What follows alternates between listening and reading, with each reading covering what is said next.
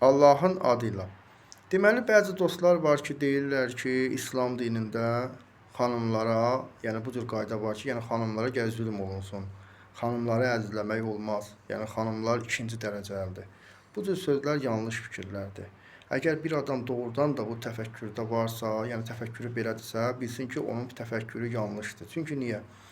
İslam dini xanıma çox dəyər verib. Necə deyirlər, xanımı bir gül kimi təqdim edir, gözəl bir varlıq kimi təqdim edir. Yəni kişiyə də vacibdir ki, öz xanımının qədrini bilsin. Yəni onu gözəl sözlərlə əzizləsin. Hətta xanımı içəri daxil olanda o kişiyə vəzifədir ki, ayağa qalxsın, xanımına ehtiram eləsin. Bəzi yerlərdə ona görə xanımım desin, canım desin və yaxud pis sözlərlə onu səsləməsin.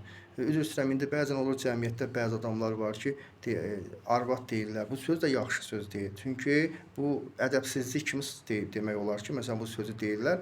Təbii ki, insan gərək əxlaqlı formada xanımına müraciət eləməlidir, xanımına dəyər verməlidir. Hətta bizim dəyərli imamımız İmam Cəfər Sadiq əleyhissalam buyurub ki, bizim dostlarımız o kəslərdir ki, o şəxslərdir ki, öz xanımlarına məhəbbət bəsləyərlər.